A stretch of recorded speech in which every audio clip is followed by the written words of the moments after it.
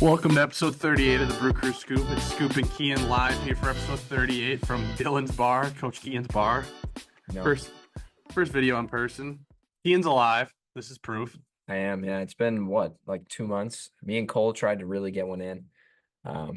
Couldn't make it happen. Computer, Wi-Fi, I don't know. Threw a temper tantrum, quit on the spot. But I'm back.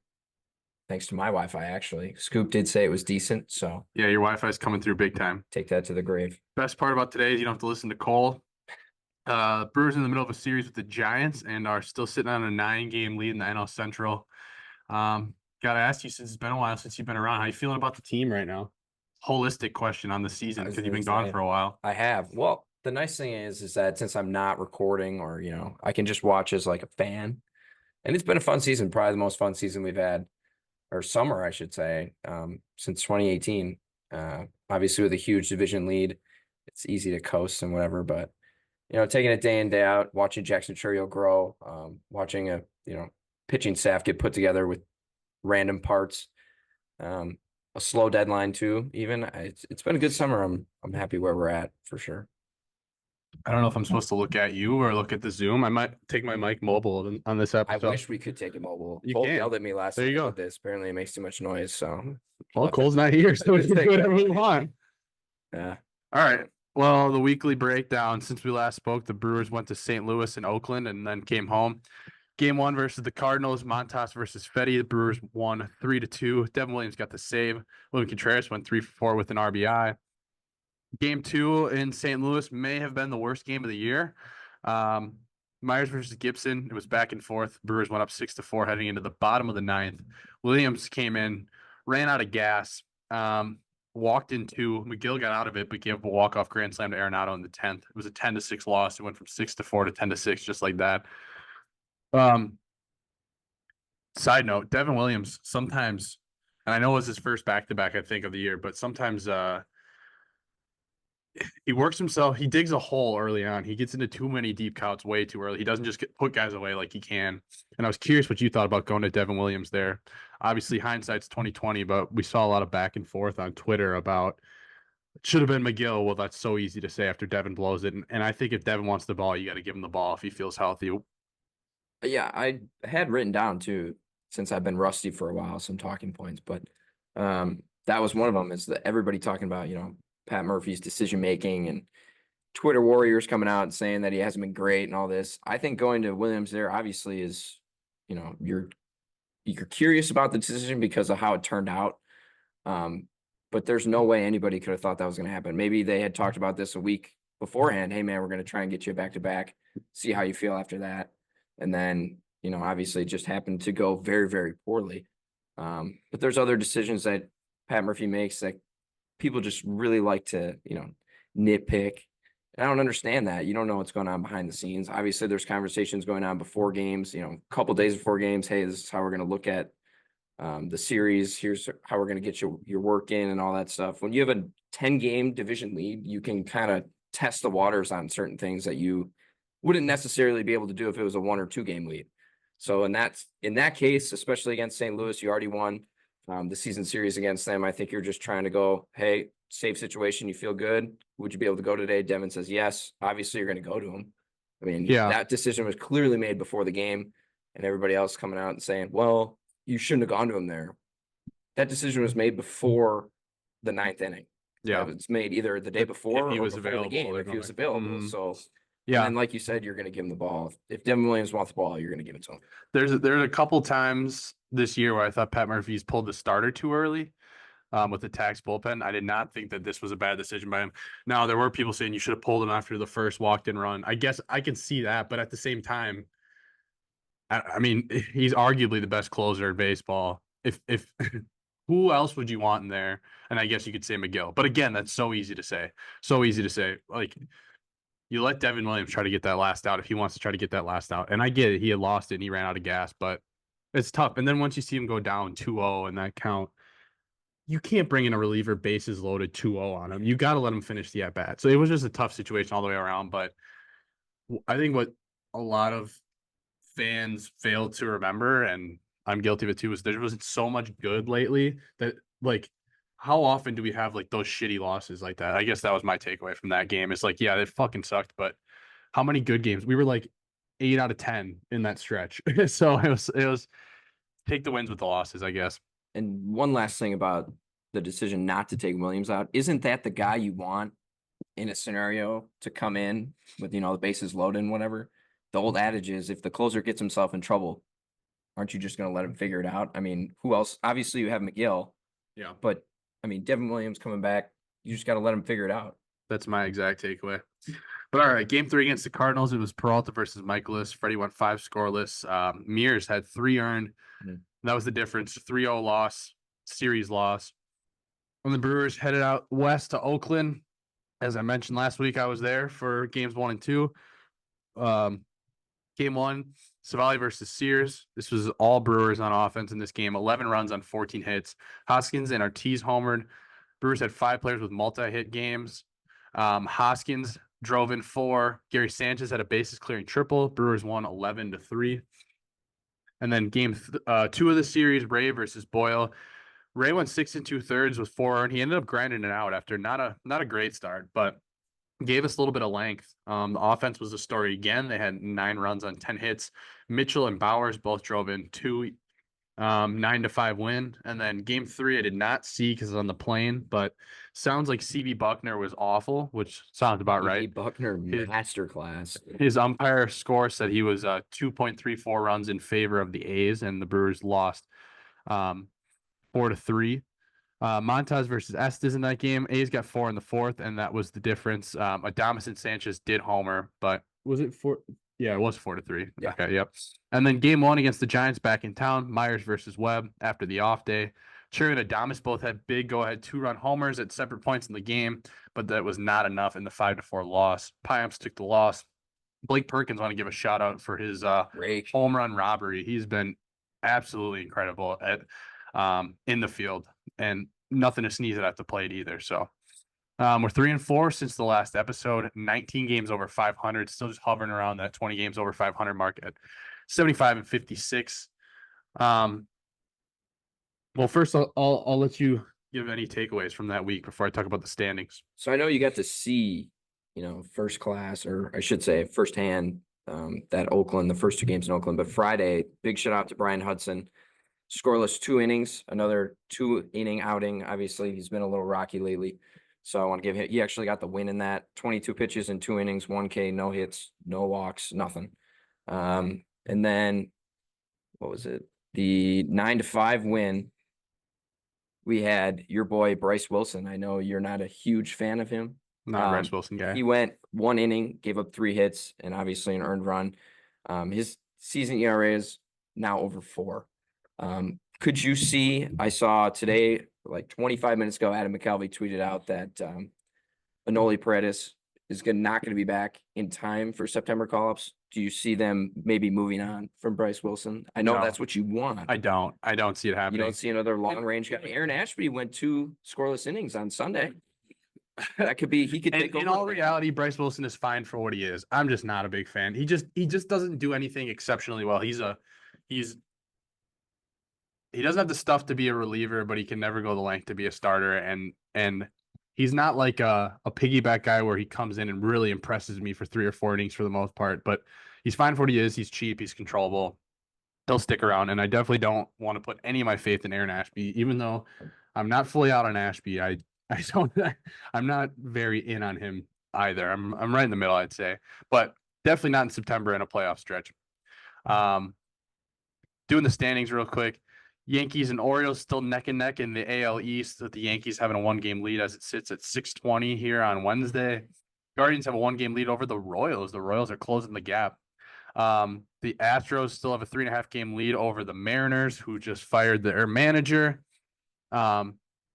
The Astros took another no-hitter into the 8th. It seems like they do that once a week. Josh Hader has like 28 straight saves. They are looking really good. Phillies 5.5-game lead over the Braves. Brewers have an 8.5-game lead over the Cubs, who are now 68-66. They're attributing their success to a Taylor Swift candle in Craig Counsell's office. So that's pretty cool. The Dodgers with the 3-game lead over the Diamondbacks and the Padres. standings haven't changed all that much. I feel like this season. I feel like for the most part they've been sitting the same. Obviously, Houston overtook the Mariners at one point, and the Royals are running down the Guardians. But for the most part, the NL picture has stayed the same. The wild card, a little bit of shuffling, and even the AL divisions, if they've switched, it's been mostly the same teams up at the top. So not a whole lot of change yet, but a lot of close races still to be decided in September, and it's going to be fun to watch. And hopefully, it will never get interesting in the NL Central, but hopefully the other 5 in the wildcard races are fun to watch. I was gonna say that AL Central is really interesting. Obviously, the Royals going into today were tied for first place and ended up losing. I would love to see them back in the playoffs. I didn't know that since 1986 they've only made the playoffs twice. Oh, really? 14 and 15 Yeah, when they yeah. went to the World Series both times. That's insane. That's Brewers-esque something. Almost the same time period as well. Which is crazy. The talk is always, would you rather be the Brewers or the Royals? Would you rather we had that conversation. get in the playoffs 8 times in a row, or what? Not actually, but 8 contenders in a row, or win one World Series and be irrelevant. And I think you got to take the World Series. But I remember that World Series because, well, not because, but going along with my review of the Coliseum in Oakland, I saw about the 2014 World Series on my tour of Oracle Park.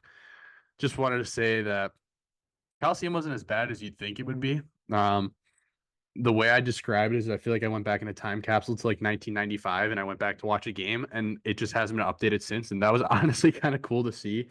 I would not want to go to more than 1 or 2 games there because it's very bland. The store sucks. I couldn't find a shirt that just said like Oakland on it that I liked, and because they're not trying to promote that stuff. And how were the beer? It was the most like basic, food? the most basic food options I've ever seen. It's like if you went to a Little League tournament down the road, that was the food options. It was soft pretzel, hot dog, soft pretzel, churro, and chips and nacho cheese. That was the entire menu. The beer was like, keep it simple, $15 or $16 per beer for like a 24 ounce. 24 ounce. That's pretty much all they had. It's not bad. 24 ounces. Got a whiskey sour for their happy hour that was still $13, and it just tasted like lime juice. It was the sourest drink I've ever had. It was disgusting. The bartender was all crabby, even though there's only 8 people ordering drinks. It was. They have a bar in the stadium. Yeah, they have a couple areas that are like finished. It was weird. Like a couple areas that are like kind of nice, not actually like kind of nice, but like nicer than you think. Like little club areas. This was like a happy hour if you get there early. Got kicked out of my seats right by the field. They check tickets in like the 100s. So I did hear about that. I thought that was funny. There was actually a lot of super nice employees, but I had a couple where I was like, whatever. They weren't my seats. They were not my seats. I'll give them that. But it was just kind of funny in an empty stadium. Oracle Park is probably a top 3 stadium I've seen, with up there with Petco in San Diego and PNC in Pittsburgh. I thought I'd be fine getting a tour and be like, all right, that counts. I need to go to a game. That stadium was amazing. I'm glad we did the tour, but that stadium was amazing. Also, one main takeaway, every visiting locker room that I've seen, so I think just Brewers, Rays, Giants, the Brewers visiting locker room is insane, like compared to other teams. I know like a lot of like Fenway, Wrigley, they're small, but they're old. They said that the batting cages have to be the same size and layout for both teams. And the dugouts have to be obviously same size layout for both teams. The clubhouse, not so much. And so I don't know what the home teams look like, but when I saw the visiting teams, Brewers, I've been in there a few times for whatever reason, and it's a nice big. It's how I've seen like the Brewers ones in pictures, like the big open. Like Tampa is tiny, and then Giants was not much bigger than that. Very boring. The Brewers, I bet they have a top 5 visitors clubhouse. Anyways, that was my takeaway from the trip. But in Cole's place, I wanted to ask you who your untouchable pitcher of the week was. Kind of an underwhelming week for the pitchers. You fellas are untouchable. Is that the thing? No one can get to you? Untouchable. Honestly, an underwhelming week in terms of just like fun picks. But my untouchable hitter will be a good conversation. So my untouchable pitcher is the only guy this week, it seems from my research, that didn't give up a run. So that's kind of usually how it goes. And he's kind of a guy that I expected to fall off, but hasn't yet, especially he went on the IL with like some forearm tightness or inflammation or something earlier in the year. So Normally that's kind of on your way to either Tommy John or some sort of elbow issue. But Jarred Koenig, in 4 appearances in the last 7 days, he pitched 2 innings, gave up no runs, 2 walks. One of them was intentional with 4 strikeouts. So, I mean, nothing too savvy. He got 2 holds. All of his appearances were in the 6th inning or later. He pitched in 2 losses, didn't give up any runs in those 2 losses. Those were the 2 1 inning or 1/3 of an inning. And then he had 2 1/3 inning outings and 1 full inning. So that's two innings total, but 4 appearances. Weird week. He pitched almost with 1 day of rest every single time. I'll just give it to him. I was going to give it to Frankie Montas. He had a huge start at the beginning of the week against St. Louis, and then obviously he kind of had that blow up on Sunday. So I couldn't give it to him, even though he should have been out of that inning, or at least shouldn't have given up 4. He's kind of the runner-up for that. And then obviously it was going to go to Devin Williams first week back, but he blew that in St. Louis. And then obviously left shoulder soreness. Yeah, they said he slept on it funny, I guess, but he pitched. There were people on Twitter that were he's bitching good. about that too. He's good. Why would you pitch him back-to-back games? I was like, bro, it's his I left saw that. shoulder. People, yeah. But yeah, no. People love to complain about anything that goes wrong. This season is so much house money. Like, there's been a couple times where, like, Oh yeah. be like, Murphy probably shouldn't have pulled him. But I've been one to complain in the past when we've had high expectations, and like last year in the playoffs, like, what the fuck. But this year, I feel like I've complained like maybe I could count on one hand max, like this season, and that might change in the playoffs. I'm sure my heart will be on my sleeve, but this team has just been so out of nowhere. We have to remember that we were talking about 70, 75 wins before the year, and we're at 75 wins in August With 2 losses in a row. So we had 75 wins, Saturday. So Cole's not here, so we can do whatever the hell we want without him crying. Can you do the beer of the week? Because I need another beer right now as we sit here. So let's just do it right now. So here's yours. Thank you. You know what? I just finished beer not to be named, so I'm gonna have myself a honey lemon light as well. I'll have a brewski, Charlie. Well, there's nothing like a cold one after a long day, huh? Oh yeah, I've been known to drink a beer or 2. The beer of the week we've got here. I'll give him. Mr. Bob Euchre can have one if it'll stay, then he'll stay. Bingo. We've got a honey lemon light. It's a beer by our Scoop's favorite, I should say, Leinenkugels. Obviously Wisconsin born and raised. What do they call this? A Leinenkugels fruit salad. It's a part of the salad. It's a honey lemon light. It is a refreshing 99-calorie light beer made with juice from real lemons and sweetened with locally sourced Wisconsin honey. This easy drinking light beer delivers a crisp citrus taste with a slightly sweet finish. Perfect for long days on the lake. The Leinenkugel family thanks you. And I appreciate you guys. This is a phenomenal beer to have about 14 of on the lake. But it will give you one of the nastiest hangovers. You took the words out of my mouth. I'm not gonna lie. That description you just read is exactly word for word what I would have just pulled out of my ass as a description after that first sip. So thank you to Jacob Leinenkugel for the honey lemon light. And it's basically just a summer shandy, the light version. That's all. It's like if a summer shandy went back to college and got a master's degree. Is how I would describe it. Yeah, I found these in the Northwoods when I was it was a Memorial Day trip up to my buddy's place, almost in the what do they call that? The UP. And he's like, "You ever had one of these?" And I was like, "Never seen them." And we bought about 7 cases after we tried them. Yeah, that's good stuff. And me and a couple buddies destroyed them, and then I just started seeing them sell them down here. So interesting, but they're delicious. I suggest you try one. Great tailgate beer. Yeah. All right. Who is your hot hitter of the week? Stop dropping on fire, Ricky Bobby. I'm on fire. He's so hot right now. So this one's going to be controversial, Cole. I hope you're listening. Saldino World, I hope you're listening. Uber Sports, I hope you're listening. This is the hot hitter of the week is Sal, the Italian mob, Frelick. He is, I wouldn't say on a tear, but every day I go on Twitter, including like right before Scoop got to my house, is somebody hating on Sal Frelick for hitting a weak grounder or how he was going to strike out on 3 pitches, which is interesting because over the last week or since the last pod came out, so the first game against St. Louis until last night, in 6 games, he's batting .375 with 3 extra base hits, 3 runs, no walks, and only 2 strikeouts. That's 9 for 24. So yeah, he may not be hitting, bombs. He almost hit one the other night, last night. One hop the wall, but nothing too flashy. And then in that 11-3 win against Oakland, he had 9 putouts and an outfield assist, which is crazy. I mean, he's not having the greatest offensive year, obviously, but all the hate that he gets is so absolutely unwarranted. I know I tweeted this last week and it got a little bit of love, but how do you go from being basically the golden child like a year ago today? It was like the middle of July he debuted on Fox, and I was at your place actually watching it. It was a lot of fun. Yeah, Shout out Rick. he Rick got was there. yeah, Rick was there. Shout out Rick. He got like he probably had 3 or 4 hits in that game, but it wasn't like he hit 4 doubles. Yeah. Like it was like I don't know what people are expecting. This I is agree with you. exactly what he was, and I fear He's what we need. that Tyler Black is getting the same, treatment on Twitter. I sure the hope. Brewers fan base is a little overhyped. I think they assume that I think that's every sports. Tyler fan base, Black is going be to honest. come up and just hit, 375, and he's got 12 home runs in AAA. It's not like he's I got hope we 40. reserve judgment for Tyler Black for quite a while because even though he's older than Jackson Chourio, let's just remember that it took Jackson Chourio 2 months of being pretty bad to turn it on. Let's give Tyler Black a good chunk. And I understand it probably can't be this season anymore with the playoff race, but let's give Tyler Black maybe 2 months next year before we start judging him. That's my opinion.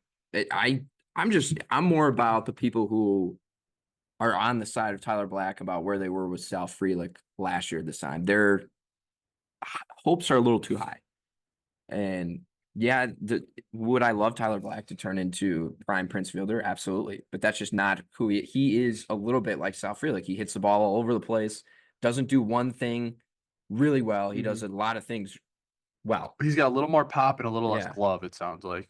A lot less glove. I think. Yeah. He's But quick, but isn't he? yeah, He's oh, quick he's like quick, Sal. but- So but they're kind of the same player, in my opinion. He seems like, a little He's just bigger, positionless. but apparently I've seen highlights of him playing outfield, so who knows? Maybe he could be an outfield. The problem is we don't need another outfielder. We don't need another lefty outfielder. All right. Well, Statcast, did you prepare anything? I got something, but Baseball isn't just numbers. It's not science. You sure about that? I did not prepare. Normally I don't put even know. Cole said I wouldn't even know where to look for that type of this is information. normally when I check my phone when Cole gets all fucking nerdy. So I would normally when I just put it on say mute. Jackson Chourio, I tweeted today, 16 home runs, 19 stolen bases, 59 RBI. The list of players to do that in a season before turning 21 is Mike Trout, Veda Pinson, Andrew Jones, and Jackson Chourio. So pretty impressive. Every week he kind of shortens that list, and if he hits like 22 and 22, I think it's down to just 3 of them. I think he passes Andrew Jones. So I think everybody has heard of obviously 3 out of 4 of those names. Can you inform not only me, Veda Pinson, but everybody else who the hell? he's a good player. He's 60s, 70s. Let me pull up his base. I saw you posted obviously the pictures, and I was going to text you and be like, "Hey, you should probably include the names." Obviously, everybody knows who Andrew Jones 50s, is, 60s, 70s. but So I don't know who. If people hadn't seen the tweet All right. before about Veda Pinson, they probably wouldn't know who that is. I'll give it to you right now. Because if he was two- that good, 2-time All-Star. I that mean, young. just as a youngster, but when was his rookie year? 58, but this year I'm talking about his 59 because he was still 20. He played 11 seasons with the Reds, 2 with the Royals, 2 with California Angels, 2 with Cleveland, and 2 with St. Louis. He accumulated 54.2 career WAR. That was bad. Gold Glove, 4-time All-Star. So 2 years of All-Star, 4-time All-Star because they used to have 2 All-Star games in a year. What? Did you not? No. You know, Hank Aaron's like a 25-time All-Star. I was wondering why he but was it's a like, 25-time but he All-Star. played like 21 seasons or something like that. Yeah, they used to do 2 All-Star games a year. Record's going to be held. Mhm. That's one of the Cal Ripken ones. Yep. And then my other little stat that I had for you is Brooksgate said that they did a chart of fastest team by sprint speed and heaviest teams, and the Brewers are the fastest team by sprint speed, but they're also tied for the second heaviest. So they were in the top right corner of that graph. I did see Nothing that. like some fat boys that can run. I mean, if you want some more Brooksgate, I saw he posted a fun fact about every MLB team that they lead it in like a statistical category. Mhm. So the Brewers lead the major leagues in OPS from the 7 through 9 hitters in their lineup. So all you haters, Sal Frelick, Blake Perkins, Joey Ortiz, Bryce Terang. Like that's where all that comes from. Yeah, the 5 and 6 guys might suck usually, but you know, you're gonna get singles and walks out of the 7 through 9. 4 your 1 through 2, 2 through 3, 4 or 5 guys. Yeah, we should recall what the lineup looked like last year in the playoffs. Remember Jesse Winker coming out? Did you see his walk off? Yeah, I did. That was big kind he of was? sick. Dude, Jesse Winker was just hurt all last year. He probably would have been fine, but we rushed him back into the playoffs. It wasn't his fault that we pinch hit for him twice, or we pinch hit him twice. What do the kids say these days? The long haired Jesse Winker has aura. Oh, yeah, that's what the kids. All right, Brewers transactions and news. Nick Mears had a phantom IL stint, I'm presuming, since he's been kind of bad. Ashby was recalled in his place. Apparently, Ashby's up to 98 and looking pretty good in the bullpen. I'll believe it when I see it. But he's back, so we'll see. You know, for the money he's making, any positive thing he does for the Brewers, I guess I'm gonna shout. Still making like $4 million a year, which is more than he. Remember when we deserves, but- traded Corey Knebel to the Dodgers because he was gonna get like $4.5 million in arbitration? Yeah, that was tough. And Aaron Ashby's rotting in AAA That was tough. for more. You know what I was thinking about recently is like when Brewers let guys walk in free agency, not often does it end up being like a stud. For as many Yeah. playoff teams we had, like, okay, Prince Fielder, CC Sabathia, we're also talking a long time ago. Since then, can you think off the top of your head, like another guy that we like? I'm thinking like Willie Adames coming up. Right? Gerardo Parra, Yeah. 2019 Washington National Yeah. hero, Baby Shark. I'm thinking about like Willie Adames coming up, or what would have been Woodruff, or now it'll be Burns. You're gonna make me. It'll be grin Burns, here. but let's say Jimmy Nelson was hurt. Burns and Hader, I guess, but we traded him technically. Gallardo. So is there a guy who we didn't resign? And maybe the answer is we trade him. But okay, I so think that is. let's yeah, I count think that Burns would and be the Hader. answer. Who else? Who else is in the league that used to be a Brewer? That's like that's a perennial all-star. Too bad we didn't have the money to lock him up. For a team who's this successful, we don't have a lot of guys like, oh, that dude used anymore. You know what I'm saying? I feel like it's Burns and Hader. Can you think of anyone else? Well, we sucked for a while. So No, I know, but and since it's a lot of team 2017, style. we've been a contender. Well, we kind of just run guys in the ground like if That's they're my pitchers. point. Like, is- if they're that's what I'm pitchers. saying. And we haven't been able to squeeze- hit a lot. That's indicative of this this Brewers staff, not pitching staff, but front office. Is it seems that we squeeze out everything that we I mean, can look, out of these look at dudes. Jeffress, Knebel, Mhm. Nelson got hurt. So did Yeah. Knebel, so I don't know. But that's what I'm really. saying. I don't feel like there's that many guys that we like regret not having anymore. It seems like we kind of get their worth and then we move on. So Will Smith. interesting to see with Willie Be great Adames again. because I don't think we're going to be re-signing him. So he could be the first case of walked in free agency and it's a dude. I don't know. He seems to be happy here. I could see him taking a family Yeah, I discount. don't know. I'm not. I mean, if they started a GoFundMe, I'd throw like $100 Yeah. on there Yeah. just to keep him around. So if you hear that, Mark, stop stealing sand. Yeah. Start up the GoFundMe.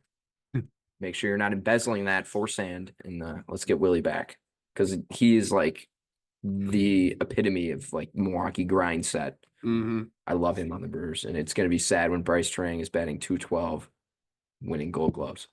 It just won't be the same. All right, around the farm. If it hadn't been for those meddling kids. If it hadn't been for you meddling kids. Ah, meddling kids. If it hadn't been for these meddling laddies. Christian Arroyo hit a walk-off homer in Nashville. If you forgot, Christian Arroyo's in AAA for the Thought he was Brewers. dead. Chad Patrick got another quality start. Jacob Mizrowski is shoving right now. 10 2/3 innings in AAA. The 1.69 ERA, 0.38 WHIP, 12 Ks, 3 walks. Mizrowski and Yoho since August 7th. Kurt Hogue tweeted this. 14 1/3 innings, no runs, 4 hits, 20 Ks, and 1 walk. I think we're going to see Mizrowski in a couple days here for September call-ups. I don't know about Yoho too, but I think they both could pitch in the major league team right now. And then my last note is Carlos D. Rodriguez, since he called up to AAA, has a 390 OBP and a 412 slug in his first 3 weeks in Nashville. You know, I'm sorry. I did not listen to the last half of that. I was wondering where Chad Patrick came from. I thought I'll tell he you was- where. I'll tell you where. Nope. Abraham Toro, Yeah. Oakland A's See, trade. I thought he was coming from. I thought he was with Patrick Weigel in the Oh, Orlando Arcia no. trade from Atlanta, but no. I wonder who that other guy was. But I remember Patrick Weigel. You know what? That's so funny you say that because now that we're moving into final thoughts, my first final thought on my list, I'm not even joking, is Orlando Arcia staring down Bryce Harper. He's been terrible this year. I don't did- understand. Orlando Arcia drives me nuts. I'm not an Orlando Arcia guy. That's not gonna be received well, but whatever. He's fine. I like I don't just dislike remember, him. I don't dislike him, but I'm just not. you got to super high on understand, him. he was like the first guy Sure. like that brought Fine. promise Fine. back to the Brewers. I remember in 2015 how terrible we were. That's when he That's like fine, but he got sucked through and went to the Braves and became the an minor all-star. leagues. Yeah, but they have a cheating system, so it's a Mhm. little different. But man, I remember wasn't he like the 12th ranked prospect in Major League Baseball, and he was supposed to win Gold He was Glove like the and number bat one ranked 270, prospect. and Yeah. I was like, man, if he's our number one and he's Mhm. number 12, like, and then you start looking back. I mean, I used to be an MLB.com or MLBpipeline.com like Scrooge when I was in high school. So I'd go back to like 2010, 2011. Johnny Hellwig was our like number 2 prospect. I'm like, okay, we're set up Mhm. better now. And then he obviously didn't pan out, except for in the playoffs. Tied for most Yeah, home he runs did. He in did. Brewers I'll give him history that. in the playoffs. I'll give him that. So, but then, yeah, so I like Orlando. I just kind of forget that he's with the Braves. Yeah. And I just kind of like to remember the good times. All right, I got 2 more final thoughts, and I don't know what else you have, but Danny Jansen, first player to play for both teams in the same game after the Red Sox and Blue Jays finished the game that was delayed earlier in the year. Not only was he playing for both teams, but he was hitting for the Blue Jays when the game got postponed. Which is awesome. And then he got subbed into catcher when they came back. So he hit and caught in the same at bat. It's just outstanding. I thought that was so cool. Only in baseball. And then I hate to mention it, but it was kind of cool. The day that the Cardinals walked up the Brewers, 4 walk-off wins in their farm system. There was the major league team and the 3 minor league teams. I thought that was really cool. Yeah, no, that's Not awesome. the major league portion, but one final thought I had that I don't know if you guys talked about this last time, but Robin Yount, his 50 years since his rookie year. yeah. I've always liked Robin Yount. He's kind of the one guy from the 80s that just kind of like stuck around no matter what, obviously, because he's the best Brewer of all time in some people's eyes. But I think that's pretty cool. And he's got such a good way of speaking when he's on, he was on with Rock and BA, obviously, and listening to him talk and tell stories is really interesting. And I hope that somehow, some way, Ryan Braun turns into that in like 30 years, but I just know it won't happen. Maybe Yelich. I don't know. Braun's well spoken for what it is. Yeah, but he probably doesn't like you. He's a Malibu guy. Yelly, I thought that this year was gonna be the breakout year, and he was gonna be back to full form. So hopefully next year he will, and hopefully. Yeah, we didn't talk at all about the Yelly back surgery. Yeah, we did last episode. I listened. Christian Yelich has an outside chance to still become a Hall of Famer. I'll put that out there. If he could Bro's got no defense. Yeah, but if he could put together 8 more seasons of 4 WAR, then he's clear in the, and who knows, he's already 30. But if he averages 4 WAR, all I'm saying is this year he was on pace for like 6. So He's only got 4 more I seasons. said an left with the outside chance to make the. I would love to see him healthy again. I'm quite excited. The way he spoke to reporters yesterday, I think he's excited. He said it's a 3-month recovery. So like, Yeah, I like that they did it now instead of like continuing to try to rehab and do all that. Cause now it's not like his recovery is pushing spring training. Right. Like, he'll be back well in time, kind of get not only healthy, but have a normal offseason as well. So I think that's huge. And that's not only big for him, but the Brewers. They're going to need him with Willie gone. Twitter the other day, I was looking for something. I was searching Ryan Braun, looking for an old video, and the Brewers declined their half of his 2021 mutual option, and it probably was for like 20-some million. I wonder if he was going to pick it up. Yeah, I wonder if they would have picked it up if he would have played another year. So like, obviously we didn't have that money to spend, but how do you look at it was already sad to see him not come back, but like I wonder if like the Brewers had a choice essentially and they didn't do it. I mean, I don't blame him for not picking. Well, they up, probably didn't want to sad. pay him that much. But it's sad that we didn't get to watch him play. I had something bookmarked on X. What, do you gotta find your bookmark? I have no idea how to get Are there. you kidding me, dude? Is this your first time? I'm bad at this. There you go. Oh, Hobie Milner. Mm-hmm. He's gonna begin a rehab assignment on Friday. And then if that goes well, he's gonna be with the Timber Rattlers. So if that goes well, he'll be with them again on Sunday, and he'll be back in time for obviously September call-ups. Anoli Paredes, he has a ways to go. And I know I mentioned him earlier, but I couldn't remember what the other tweet was about. So And then another thing I had, Saldino World thinks that Blake Perkins should be playing over the short Italian noodle. So let's go back to what I said here. I know Rake Perkins is the GOAT, and I agree with that. Mm-hmm. But Sal Frelick gets way too much hate, and I think it's almost become like, like a cult classic. Yeah. I think it's just been like, it's become mainstream to just hate Sal Frelick. Yep. And let me tell you, if you weren't around for Caleb Gindel, and you weren't around for Ramon Flores or Kirk Neuenhuis, like, I don't want to hear it. This is such a good third, maybe fourth outfielder when Yelich comes back. And Sal is so like, you guys don't understand. Just watch that man play defense and run around the field, like just throwing his body around, making catches. And he maybe he doesn't get the greatest jumps, okay, but all that matters is that he catch the ball. And he's like 25 and not even he hasn't even finished 2 full seasons.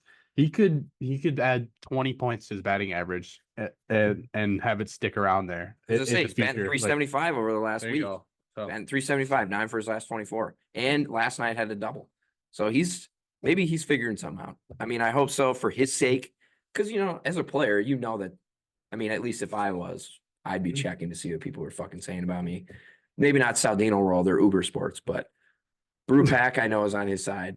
So I mean, those are like the main guys. Brewers Raptor, I think, hates him. But it's sick. Calling everyone out right now. I mean, why not? I don't know. I don't know. Everybody talks about him. I like or dislike Sal, but I like Sal. I just don't understand how you can call yourself a Brewers fan and every single day, multiple times a day, you tweet something negative about the roster that you literally watch every day. Mm-hmm. It makes no sense to me. Yeah. Like, even your manager that you love, you talk shit about him too. Like, it doesn't make sense to me. So many Brewers fans just got to relax. Enjoy it, because in about 5 years we're gonna suck. I gotta calm down, Keaton, guys. So we'll talk next week. We'll talk. If Cole was here, we'd be fighting right now. Yeah, fists. All right, we'll be here next week. Thanks for listening to the Brew Crew Scoop. Go Brewers. Go Brewers.